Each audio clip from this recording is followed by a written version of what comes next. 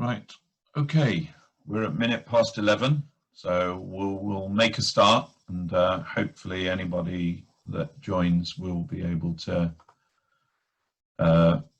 take part. So, right. Scaling for growth, building an advisory mindset, and firm ultimately.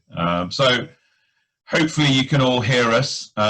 If you wouldn't mind just raising your hands just to make sure that you can hear us fine.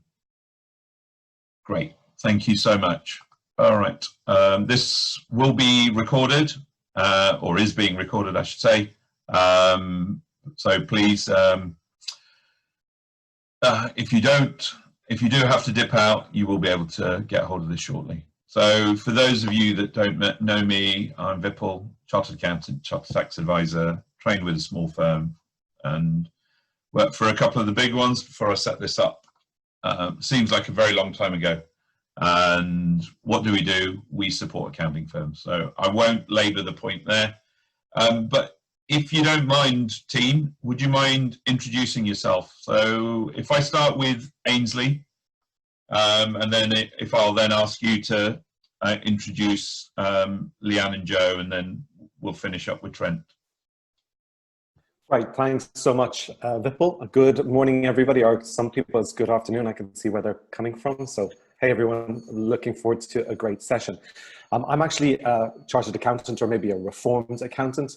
I sold my accounting firm about 18 months ago. We had a very niche business advisory accounting firm, very early adopters in cloud technology, won a large number of awards, and were a multi-million-dollar revenue firm.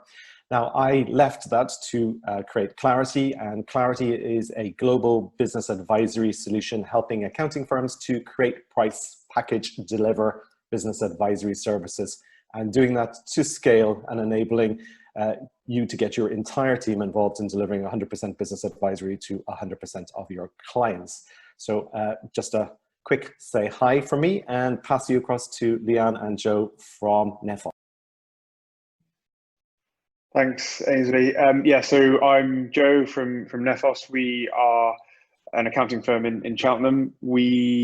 Our main focus is around business advisory and supporting our clients through kind of use of digital technology and kind of management information to help them make strategic decisions. I set the firm up 6.5 years ago now. We've now got 8 staff, couple hundred clients. And yeah, our big focus is around efficiency and automation to really then be able to drive valuable data to our clients. So that's who we are. Yeah, so hi everyone, my name is Leanne. I've been with Nefos for around 2.5 years now. I started in an accounts role, and in the last kind of 6 months or so, I've transitioned into more of a development role. So my job title at Nefos is a digital growth manager, so focusing around helping our clients develop with different digital solutions and making sure that they're streamlined and as efficient as they can be for our team. And hey everybody, my name's Trent McLaren from Practice Ignition. I'm previously head of accounting, now running our senior partnerships here for our Europe, Middle East and African region at Practice Ignition. If you're not aware or you've never heard of the platform or the product before, we specifically help you with client onboarding. So if you think about pricing, proposals, your engagement letters and everything that happens when you first meet a client or before a client becomes a customer, we then figure out how do we help streamline and automate everything that needs to happen after they've signed on. So think payments, invoicing, job deployment and everything else. Thank you, Vipul, for having me on the session. Great to be here with a lot of friendly faces. Really appreciate to spend some time with you whilst we're all in semi-lockdown. Getting better, aren't we? It's not as locked down as it was. Indeed, indeed. Whilst the introductions were going on, I thought I'd put up the first poll because I think it's really important that we understand the mindset of the people on the call, and hopefully we'll be able to reflect that as we go through sort of the next 45 minutes to hour. That we'll be here as long as people think that it's worth listening to us, but you know, the aim is to sort of give it about an hour. But it's great to see that the vast majority of the people on the call today, even pre-COVID, were speaking regularly to their clients. And I'm just going to share the results there. That, you know, over you know, the vast majority of people were talking to clients pre-COVID, which bodes well that for the, you know, the impact that you're going to have as a result of coming, one, during lockdown, and more importantly, how we recover from it. But, you know, these are the three questions that I kind of posed you know, as why you should come and listen to this webinar, about what tools I should look at, how do I demonstrate value to clients, and how does this help me price the service. And what I would say, and we'll go through this, but maybe at the end, but the one thing that I really want to focus on is the challenge of change. And I'm sure all of you in your various roles, perhaps as employees, or even when you were running, in Ainsley's case, a practice, or in Trent's case, when you were working in other businesses, or when you're working with firms today, the biggest challenge that we have in implementing anything is actually bringing the mindset of the people within the team to deliver that change. And I'm just going to share a few examples of where I've seen challenges. One, software adoption. I think back to a time when I worked at a Big Four firm, and they replaced the tax software, and I was a 20-something at the time. So for me, okay, it's something new. All that I did was said, okay, I'll get on with it. But equally, we see it in the business that I now run, where we're trying to get our systems adopted. So when does this happen? The status quo. How many people love things not to change? You know, what I did last week, I want to do this week, next week, the week after. Or they're just fearful of change. And what does that look like? Oh, you know what? The problems that I get when I press that button, or the button just isn't in the same place. I mean, how many times have you heard that? Or when there's a new member of staff, or as an outsourcing team member, oh, I can't give them that. Why can't you give them that? You know, I'm sure we all had it as trainees. Well, they're new, they can't possibly do that. But what can we do to stop it? And I'm going to share this, and I make no secret of the fact that I am a Liverpool fan, but I've been waiting 30 years to believe again. And we've had glimpses of it. But Jurgen Klopp said we have to change from doubters to believers. And to give you an idea, what did he do? He went about major change within his team. And what we're talking about here is leadership. And most of you on the call today are leaders within your own businesses. And you really need to make sure that people are following your vision. And I've said here about champions keep everyone on track. And maybe this is where I'd like to bring in Joe and, you know, think of a captain of a football team. And yes, you're the manager, but you can't do it all yourself. You have to have somebody within your group that then takes on that responsibility. And so, Joe, do you want to perhaps share, and I don't know whether it's appropriate if Leanne is your captain, so to speak. You know, do you want to perhaps kind of give your thoughts on this piece? Yeah, of course. Firstly, I'm a Man United fan, so Liverpool analogies is not nice for me to have to listen to. And secondly, it's quite nice to. I could have replaced with Alex, but indeed. And secondly, it's quite nice to be introduced after the word champion. So thank you. Yeah. So I think for us as a business, so my background, I didn't say in the initial introduction, but my background is in industry rather than in practice. So my mindset has always been around using the data to support the client decision-making process, if you want to call it that. So for me, coming into this, when I first set up the firm, the idea was that I would work with smaller businesses and kind of consult in from a management accounting perspective. So as I realized I couldn't scale that, that's when we looked to because it was only my time, that's when we looked to scale a kind of, a proper practice, if you like. Now, the reason I say that is because what that has meant is that from day one, we've had this in our mentality and we've had this in our mindset, if you like, for the business. So using the example of you need to believe, it's something that I have believed in from day one and therefore been able to pass down to the team. So I think Leanne can speak on behalf of one of our team members, but what I've tried to install is that mentality of support and help and advice for clients from day one. And we've always gone above and beyond, and we've always done more than probably has been written on the quote or what have you, just to really build those relationships. And I think that has been the key, has been pushing that mindset down effectively from day one to every single member of the team. Great. Okay. Leanne, do you want to sort of add your thoughts on that?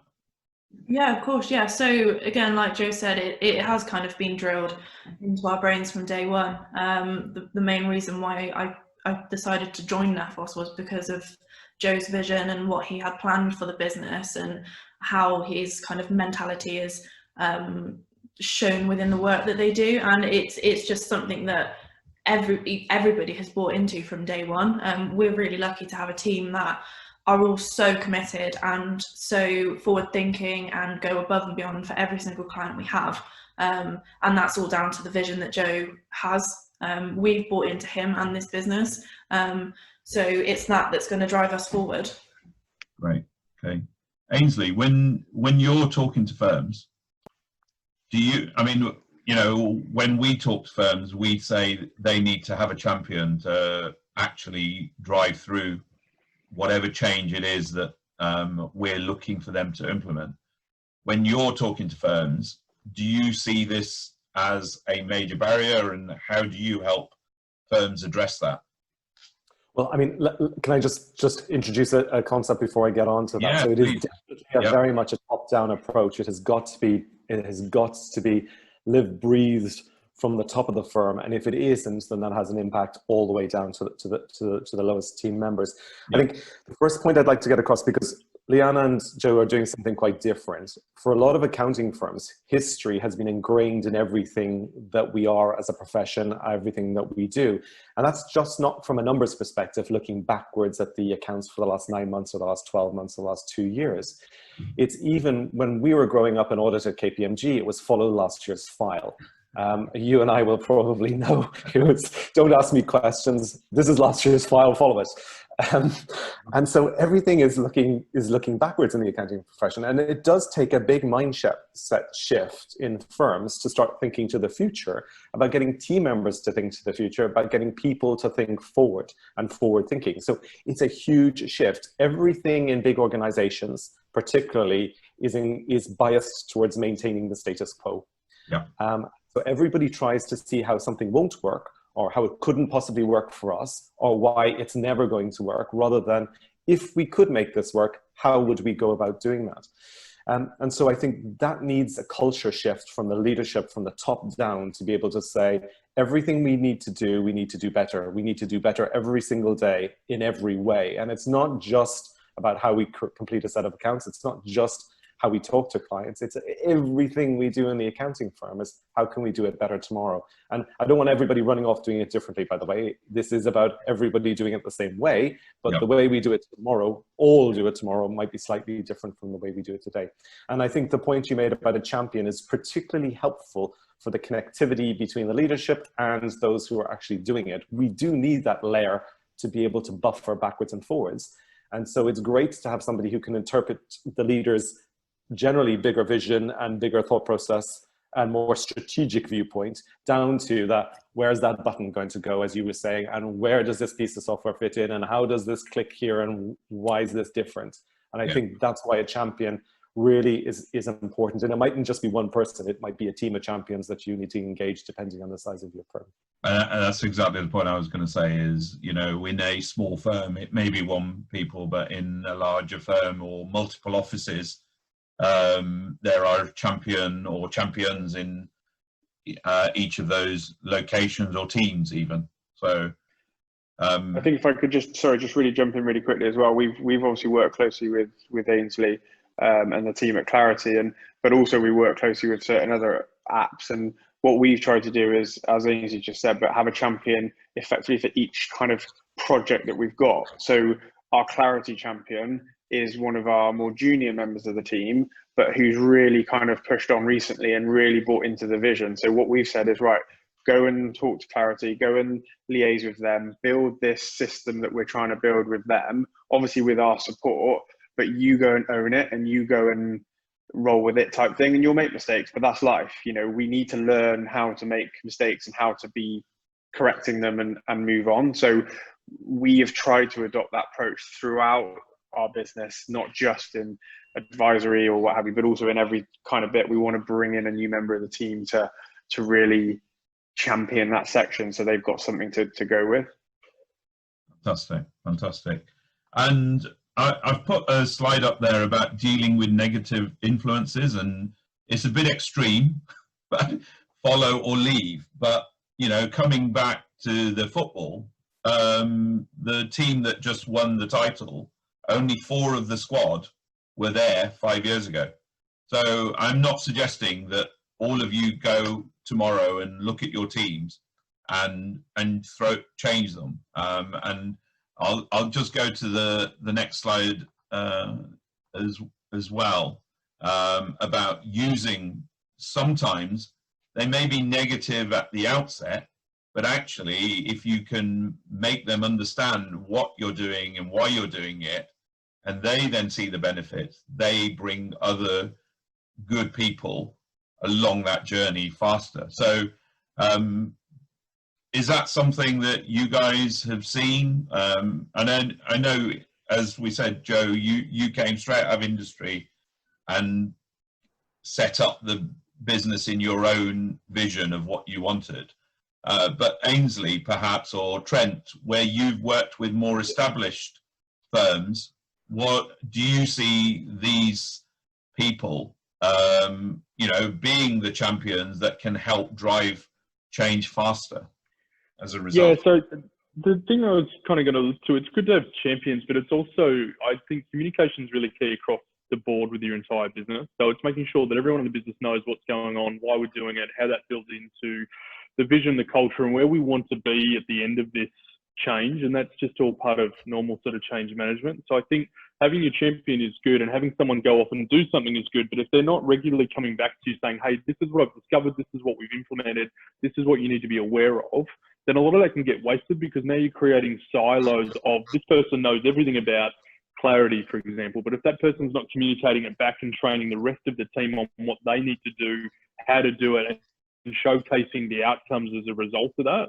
you kind of come back to where we originally started from. I've got one person that really knows what they're doing. If that person leaves, we're in trouble. So change management and being responsive to change is not just about having a champion, but it's building change management into your culture as a firm, because everything's going to keep changing every month, every quarter. There's new technology, there's new updates that come out every other week. There's $500 million of R&D going into technology every single year, between all the things that, you know, between PI, Clarity, Advanced Track, or even Xero and Intuit or whatever it may be. There are so many things changing all the time that if that communication is blurry, even just a little bit, or not frequent enough, you get caught out, and it can be a real waste of your efforts in a sense as well. So I think it's important to, yes, have a champion, but it's actually more important to have change management and that effort of change in your culture, in your values, and something you communicate all the time. Otherwise, it's kind of, you know, what's the point? If we want to be most effective, you need to be able to have this communicated across the board. Yeah, absolutely. Great. And ultimately, in our world, lost time equals money, because you can't get that time back. And sometimes people have to remember that, as comfortable as they may be within their businesses, if they don't evolve fast enough, that will translate to lost time. And I've got an example of a firm that we work with and I used to do some consulting work for.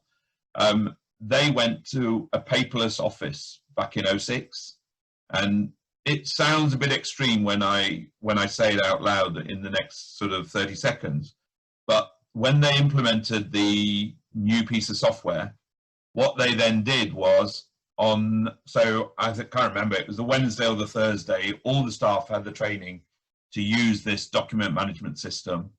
At the weekend, they brought in the removals men and removed all the filing cabinets from the building.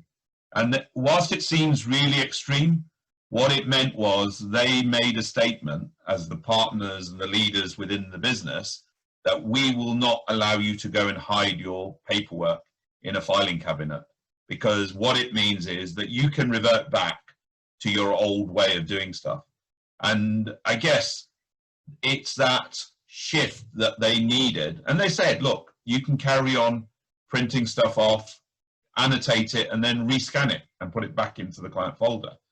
That's what they wanted to say was, you cannot go and hide it in a filing cabinet. So in accounting businesses, it's kind of saying, right, we are following this path, we won't be deviated from it. And I guess that's kind of what we're saying in the world of business and advisory, that you need to be very clear in your vision and how you convey it. Like I say, it's a bit extreme to go and do that, but sometimes you do need to be extreme. And the only point I would make on that, and I'll stop talking to let other people have a chat through that, is that it really should be a communicated staged rollout. Because if I just turned up tomorrow and everything was not there anymore, that will create a lot of disruption for people if they didn't know about it. It's like, wait, what? They need to be introduced slowly over a set period of time. So I think back to my point before around communication, it's saying, cool, we want to get to this point at the end of the year, and this is what we're going to do at the start of each quarter to enforce it. Or it could be a shorter time frame, but if everyone's aware and you've communicated with them effectively, and this takes a long time, might I add, like it is slower to communicate with as many people as opposed to me just running and going with it and getting really far with it. If everyone else is not on that same journey, it will. I forget the South African proverb, but it's like you go. If I do it alone, I'll go quickly, but if I do it as a team, we'll go for longer, sort of thing, right? Because I can do things really quickly, but I run out of steam trying to bring everyone with me. But if we do it as a team together, then that will last a lot longer. And everyone has different learning styles as well. Not everyone, it's not a one-size-fits-all approach that will work, which is also why that communication and staged rollout is really, really important, as well as the why, the vision, the culture, and everything I was kind of alluding to in that earlier point. So don't surprise everyone by throwing out your printers tomorrow is what I would say. No, that's absolutely fine. No, brilliant. Great. Guys, anything else you want to add there? From our perspective, so a couple of points on that. First point on the communication, 100% agree with what Trent's saying, and on the communication side, with the Clarity Champion as an example, what we've done is that she has come back to us and reported back to us in terms of her findings and what we're going to do and how we're going to do it. But then I'm also, I say allowing her, sounds a bit funny, but like I'm saying to her, you go into the team meeting and you present to the team, not you tell me the info and I then go and tell the team. You go and tell the team, and I'm there to support you and back up what you're saying from our conversations, but this is your project, you go and present it. And I think that's the key, like Trent said, that communication piece, if you like, is it's them and the team, they're all in it together and not just the top pushing down.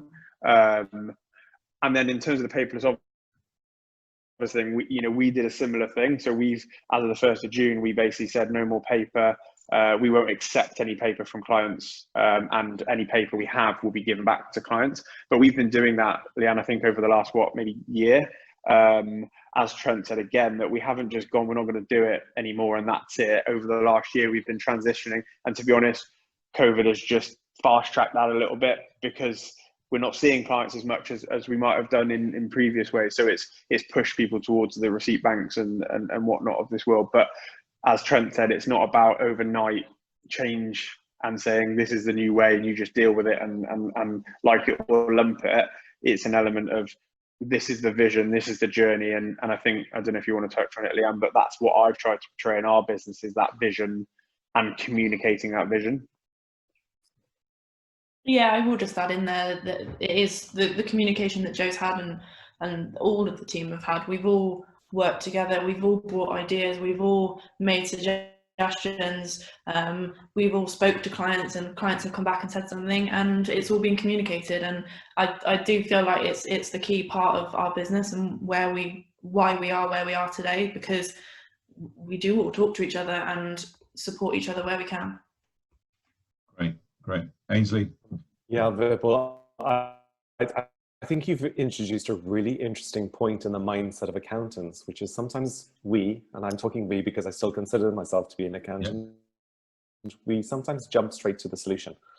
And we've done the analysis, we've done it quickly in our head, and we've jumped straight to the solution. And this isn't just from how we run our accounting firms, this is potentially how we talk and deal with our clients too. And from an advisory perspective, it's probably critical that we understand this point, that jumping straight to the solution and dumping out to the filing cabinets, whilst it might be the right way to go eventually, we've left everybody with us along the way. And I think that's the communication point that Trent is making as well, is that we need to bring everybody with us, and Trent made that quite clear, but we need to bring, it's not our team, it's our clients too.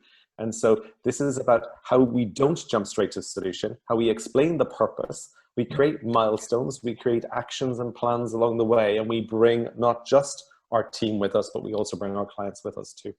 No, brilliant. Well, whilst we've been talking, I put a poll up about the digital experience, and it's interesting, about half of the audience that polled have a full digital experience. So I think it,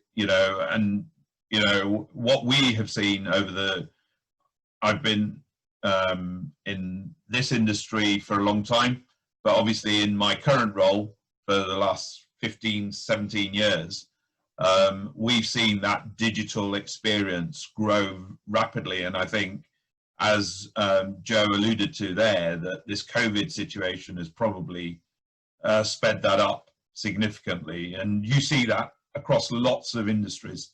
Theo Paphitis, who many of you in the UK will know was a dragon, said that online shopping moved forward 5 years as a result of COVID. And, it'd be interesting once everything returns to some degree of normality as to what,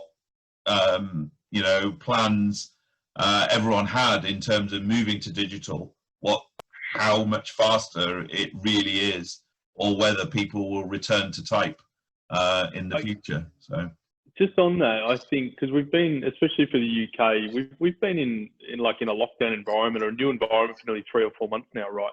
And it's interesting because I think, you form new habits over, a 90-day period, or if you're doing things repeatedly over a set period of time. I'm already seeing that now. I'm like, I get so lazy when I think about just walking out the door to go anywhere. I'm like, oh, I just want to work from home, or can I just do it and I was like that before lockdown anyway. So it's worse now in that sense that can we just do it as a Zoom? That'd be great. I'll get my own coffee. We can virtual coffee, whatever. But I think you'd seen that with even our online habits. I've got a guy I work with that doesn't want to walk 10 meters up the road or 100 meters up the road to go to the supermarket. When he can't find something in his local, he's like, I'll just get it on Amazon because I don't want to leave the house or whatever. So I think there is, we're going to come out of this with a lot more habits that we haven't realized that we've put in place that we don't want to break anymore. I think we'll be happy to go back to the pub because that's where we drink and mingle and meet with friends and do all that kind of stuff. But I think there are a lot of elements that will stay, where we are now having to introduce more work from home type environments. So, and that's the world we live in. You don't know what is going to get thrown at you and what your change is going to be forced on you quickly. If anything, I think it's shown that we can change quickly when we need to. Well, I guess when there's a global pandemic in place, but when we need to and things need to happen, it can be done. So I think that's a good testament that everyone can acknowledge that we've all had to go. Yeah. No, totally agree. I mean, I think the mindset piece is an underestimated part of the change management. And, you know, as you put about the communication. You know, and I'm sharing a slide there at the minute.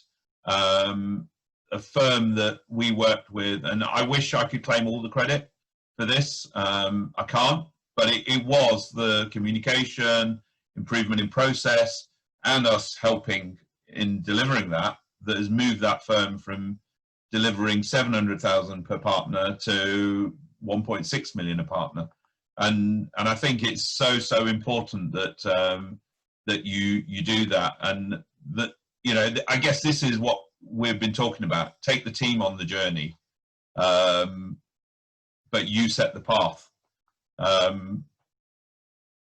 Leanne, do you want to share? I mean, you touched on it sort of in your introduction about Joe's vision. How important was that to even make you join the firm? And subsequently, has or have you, I probably know the answer to this, but maybe you can share how you've been able to actually realize both what he told you at the interview, but then move beyond that once you have joined. Yeah, of course, yeah. So right from the off, I had quite a lot of job interviews, but like I mentioned, it was kind of the vision that Joe had. It was very different to every other practice that I'd interviewed for, and it was the thought of being involved in something for the better. It was really something that I'd never seen before within accounts. Like, my last practice was quite a manual firm. Yeah. So to come somewhere that's pretty much digital was, and this was 2 years ago when we were pretty much digital, was amazing. It meant that because we were digital and because we were pretty much online, I could focus on advisory things. I could focus on what has now led me into my new role, into kind of growth and development and things like that. And I think with the constant relaying of Joe's image and the fact that we've all bought into it, I think it's really pushing us forward.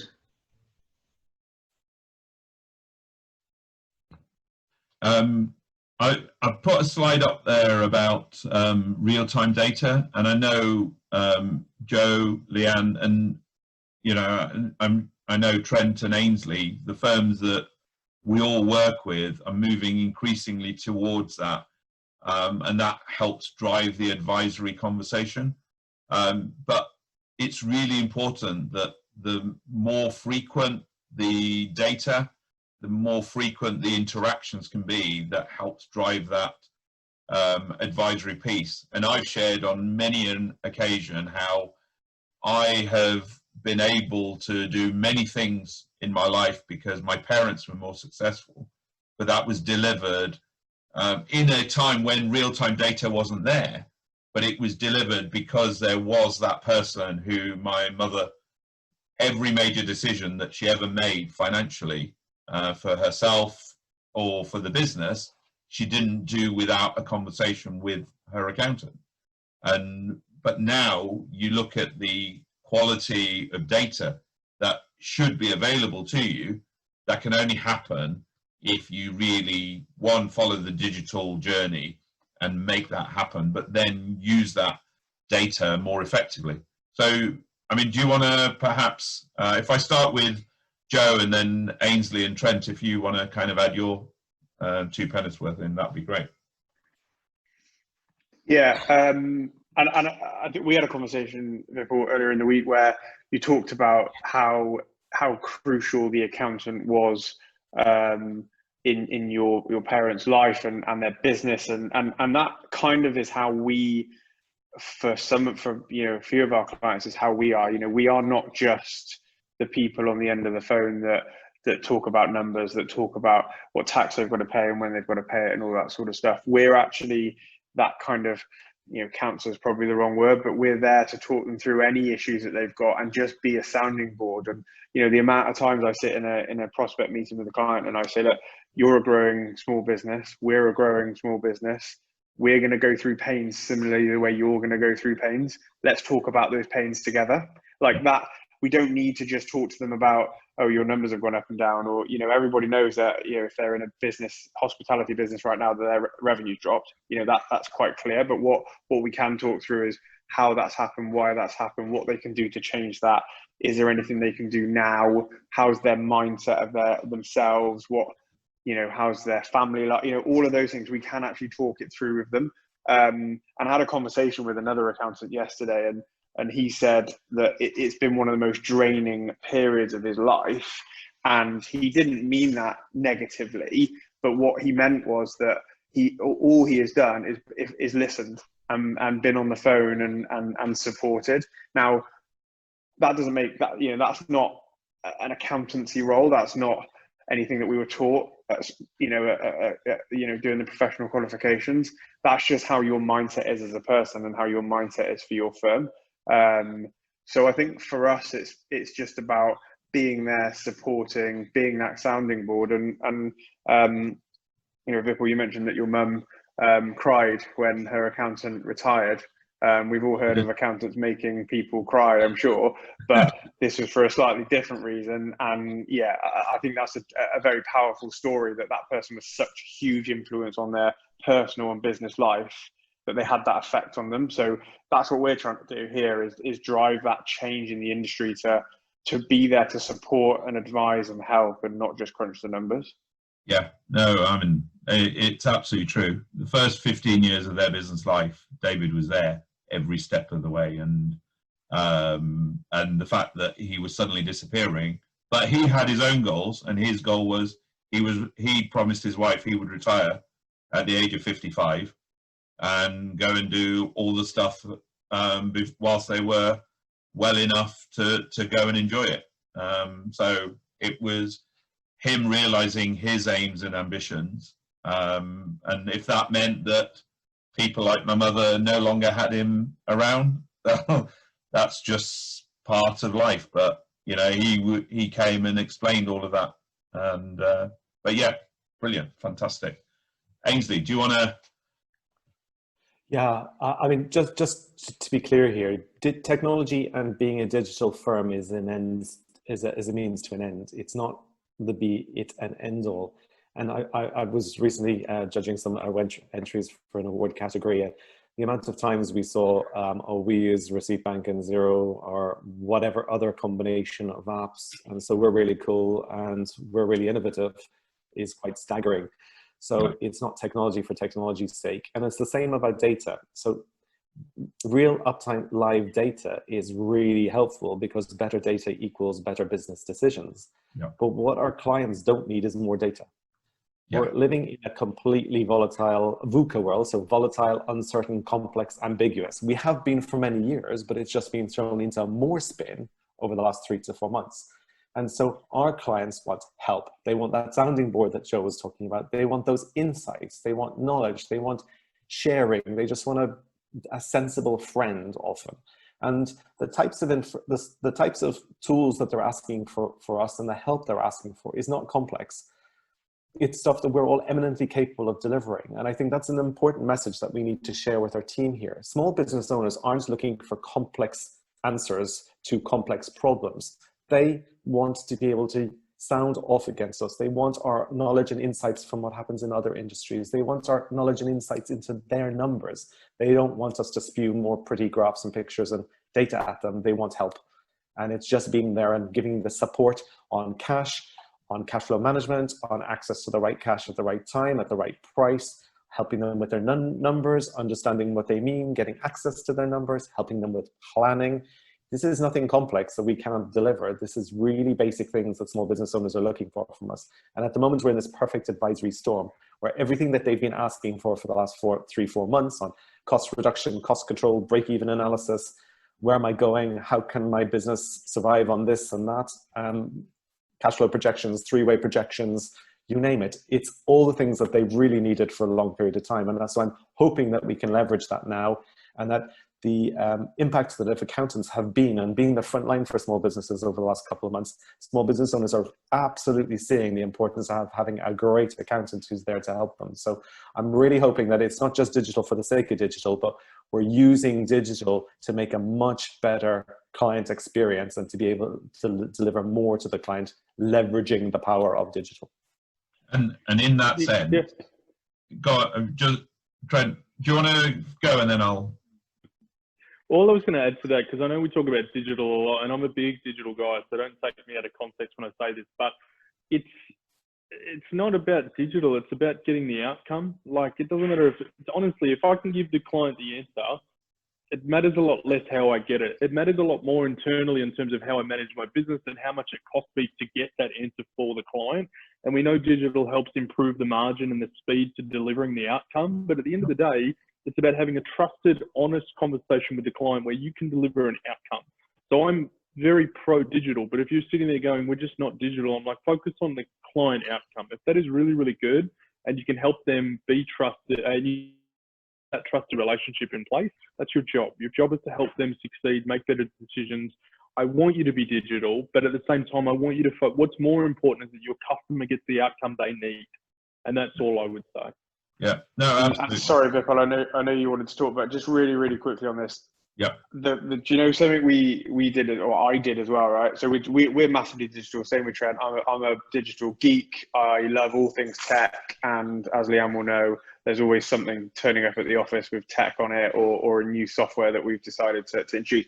But I sat with a client who was desperate. She had no money. She didn't know. This wasn't in COVID, actually. This was before COVID. But she had no money. She didn't know how she was going to pay her bills. So what do? We sat with a piece of paper and we wrote down how much her salaries were going to be at the end of the month, how much her rent was going to be at the end of the month, just some key costs that we knew that were going to come out. There were big figures that she was concerned about. And then we got another piece of paper and we wrote down what we thought she was going to get in that month based on the invoices that she'd raised. And then what we did was we took one figure from the other and we saw what the gap was, and then we made a plan. We used no tools, we used no crazy advisory algorithms. We just wrote the figures down and we came up with a plan. And that sometimes that is exactly what they need. And she went away from that feeling much better, that she knew, she had clarity, to use Ainsley's business over there. But did you just compare clarity to a piece of paper, Joe? Yeah, apologies. Who needs clarity when you've got a piece of paper, actually? My mum always had an envelope, and every week when she wrote a check, she wrote in which week that check was going out, and that was her cash flow projection. Because obviously she started the business a long time ago, but exactly a similar approach. And it's interesting, you say about the outcomes. Absolutely so important that the outcomes that they have as a result are better by having that better information. And however it is that you deliver it, it's about having that regular structured conversation. And again, I spent the summer in David's office, and he said to me, when I saw that he genuinely didn't do accounts, I knocked on his door and said, David, I never see you doing accounts. And he said, I have a team of people who do that. What I do is change lives, and I am testament to that. And there are so many people like that. And the reason I get up every morning is I want to have more people having the time to go and do that, whether it's using a process or a technology, whatever it might be. That to me is so important. So Ainsley, one thing that I'd like you to share, because often lots of accounting firms, for whatever reason, end up, the advisory piece is done by the senior people within a business. And maybe the others can contribute here as well. There must be a way in which that can be shared, that load can be shared across the piece. We've seen it in COVID that the best performing firms have been the ones that have used their entire teams to communicate with clients at whatever level and then moving it up or down the hierarchy, if you want to call it that, to then give the best answer to the client. But do you want to kind of add your piece there, please? Yeah, absolutely. Look, the old model for the traditional model for accounting is broken. It's been broken for a long time, and I think COVID has exacerbated and accelerated that knowledge that this model is broken. Yep. This is this model of a third for third for third. You spend spend 33% on salaries, 33% on overheads, and 33% for partner remuneration. Now, that's not worked for a long time, and in fact, we're seeing that potentially many firms are running on 15 to 20% net profitability for a split between partners. Now, those are crazy numbers. We've seen GPs that are gross profit percentages that are between 40 to 50% for many accounting firms. That's well away from the 67% that's always thought about. And in fact, is well short of those firms that are leveraging people, process, and technology. Because whilst I acknowledge that I said it's not it's not tech for tech's sake, you need to leverage the power of people, process, and technology in the right levels to be able to achieve a scalable, sustainable business model for the next 10, 20, 30, 40 years. Now, technology obviously plays a massive part in that, as does people, as does tech. Now, the thing about most accounting firms is that partners and managers, historically, or directors, have been the ones responsible for business advisory.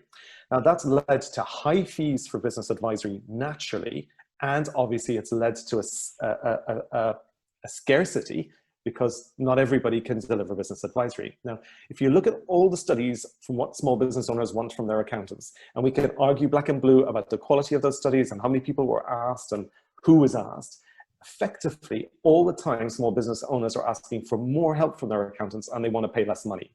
Now, the only way we are going to be able to help small business owners with what they're looking for, which is a trusted advisor who wants help and knowledge on their business, they want growth, strategy, analytics. Those are all the things that they're saying. They're not asking for tax returns. They're not asking for legal services. They're not asking for any of those other things that we think they're asking for. They're asking for help with their business, how to make more money, how to make a more profitable business, how to make a more saleable business. That's what they're looking for. And the only way we can make sure that all of our clients get that is by using and leveraging all of our team and using the power of technology to deliver a scalable, repeatable solution.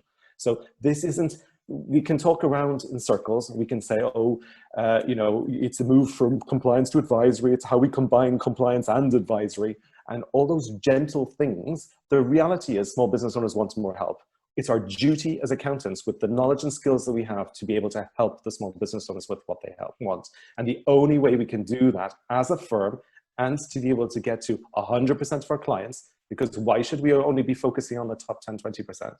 To get to 100% of our clients, the only way we can do that properly is by people, process, and technology in the right levels. And I think it's critical that we engage the entire team.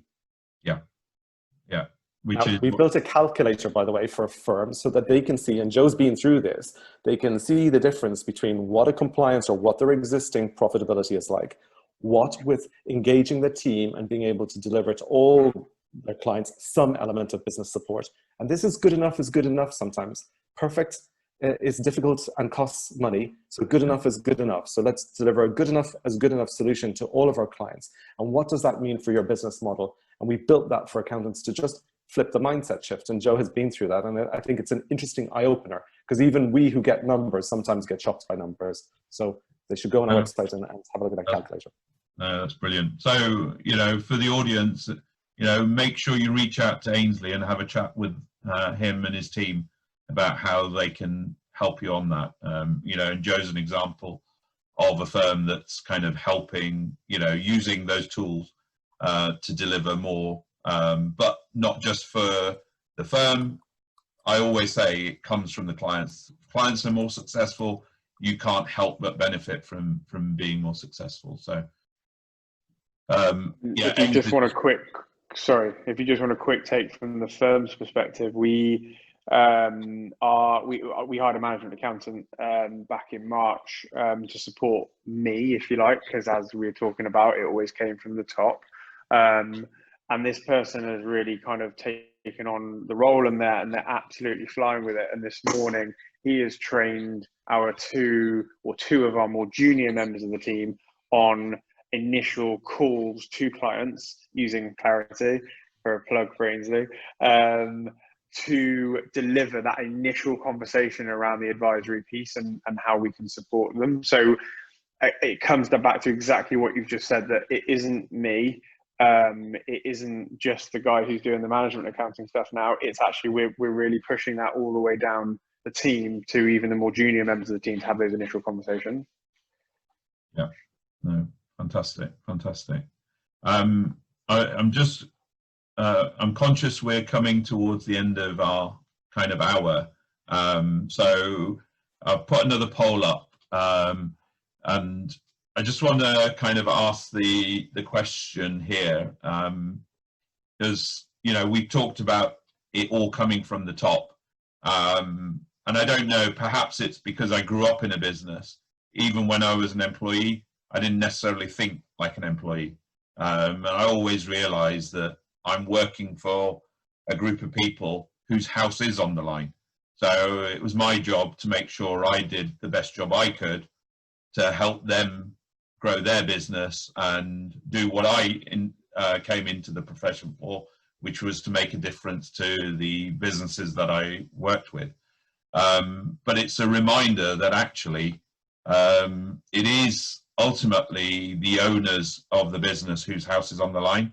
But you've got to help your people see that vision, and I get that you've done that. You know, is there something that people can demonstrate as being good in terms of leaders and sharing that vision?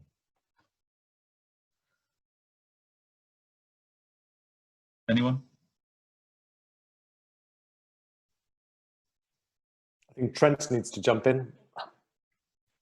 If he's my audio cut as you were talking about it. Sorry, Vipul. So I would love to answer, but I missed the question altogether. So it's more about what I was saying was, when I was an employee, I always realized that I'm there to earn money for the business. And I guess that comes from having grown up in a business and knowing that you need to make money for the business to be successful and move it forward.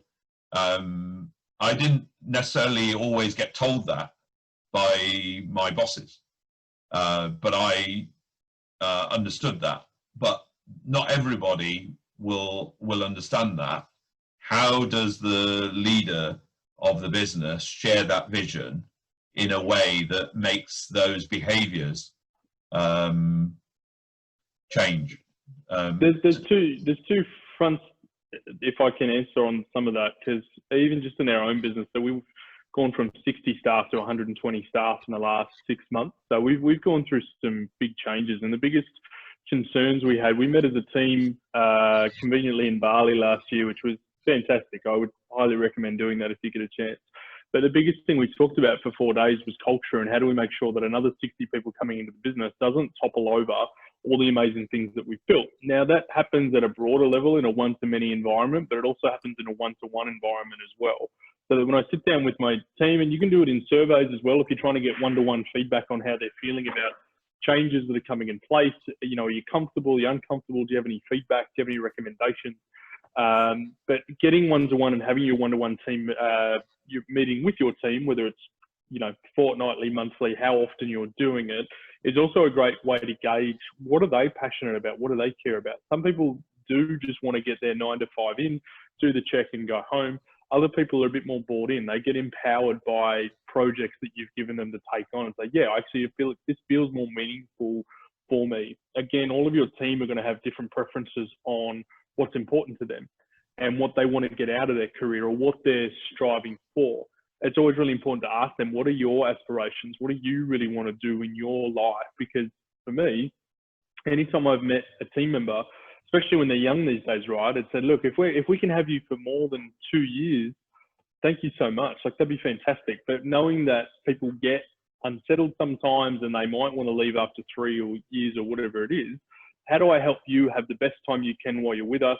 And at the end of it, my job is to help them want to stay. We want to provide an environment where they are bought in, they do care about it, the work that they're doing, and they feel satisfied, fulfilled by that work.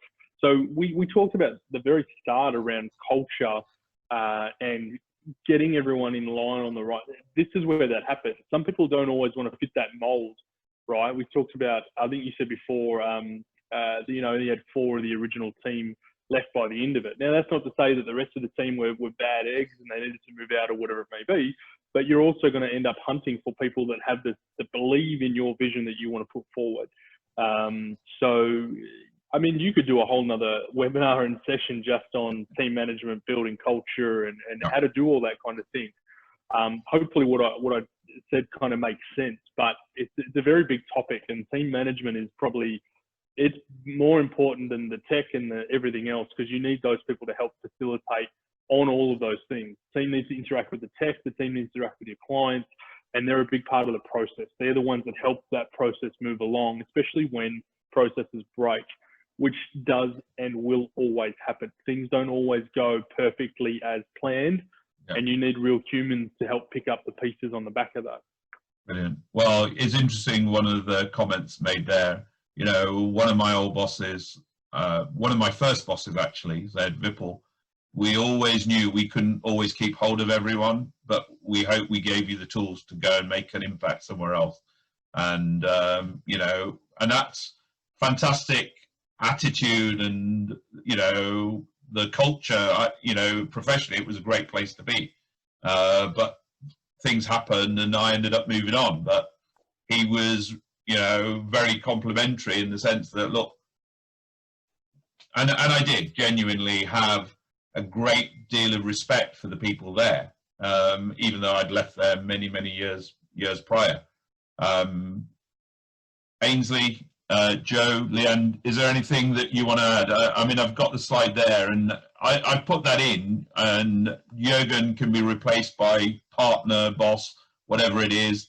The Liverpool, that's your team that they believe, but ultimately what you want is your clients to believe that you are there to support them every step of the journey. And if that happens, then we all get what we want out of it, that we have a great fulfilling experience that hopefully translates to financial success, but ultimately it's that personal and professional success that we all want as well.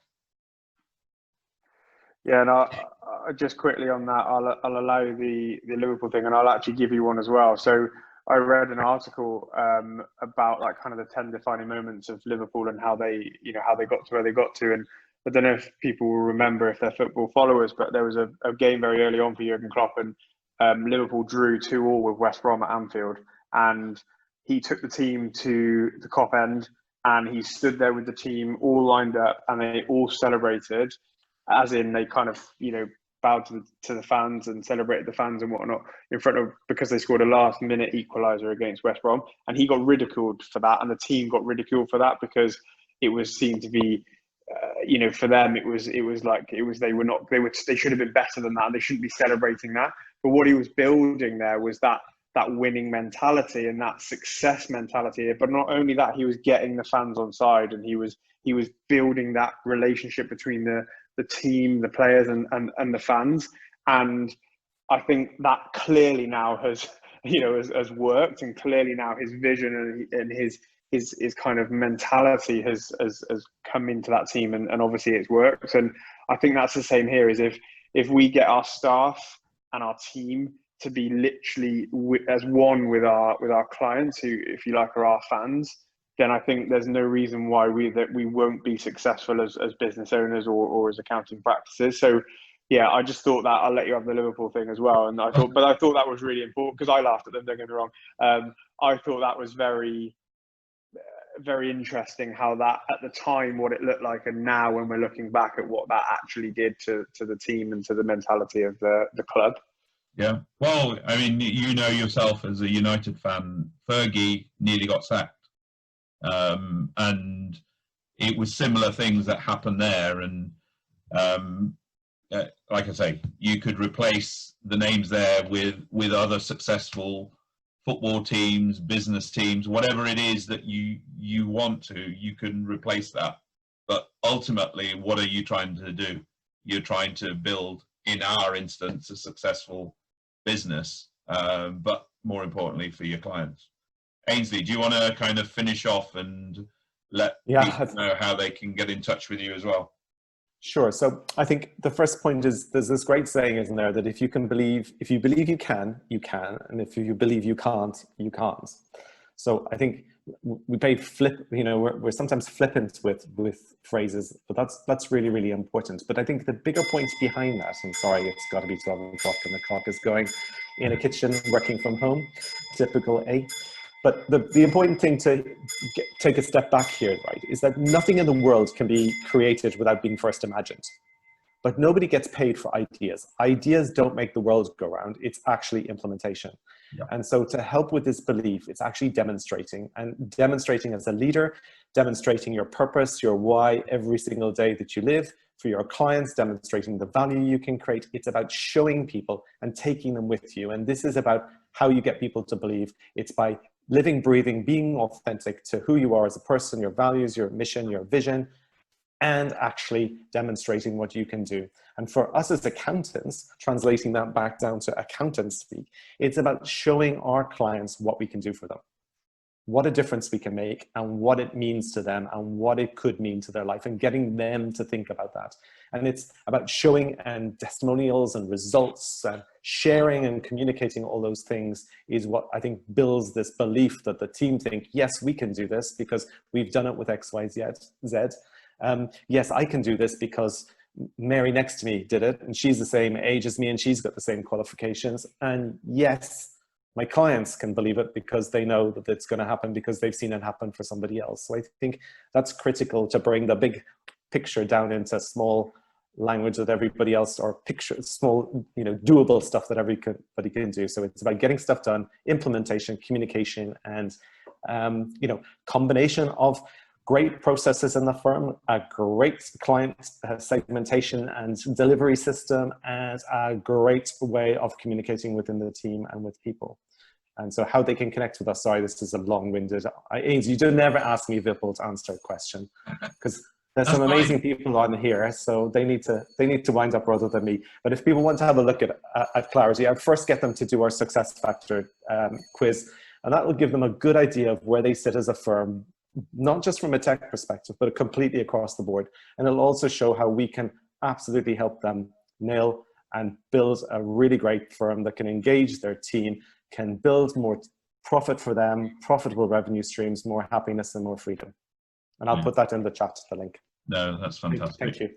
No, that's great. And, I just thought I'd share the last poll. There's about half the audience that are really happy with their teams, but there's more than half that are equal, not much more than half, but about half that are going to make some minor, and some will be making major changes to their team.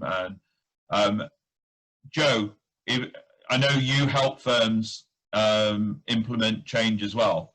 If you just want to sort of take 30 seconds to talk about that, and then we'll wrap things up.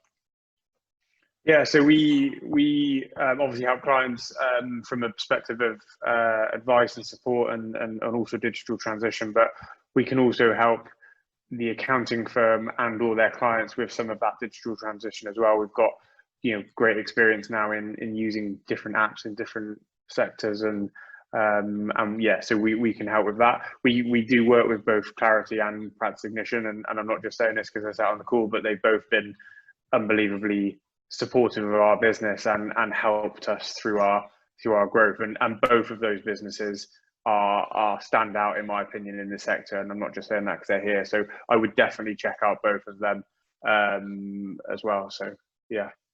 Brilliant. Well, thank you all again for all your time, and I'm hoping that as a result of watching this today that you've got something that you can take away, implement, and it will not be that next week or next month you've got the perfect answer. As we've said time and again, it's that constant evolution, but we hope that you've got something that genuinely will make a difference to both you and your clients. So thank you all again, and see you next time. Thanks.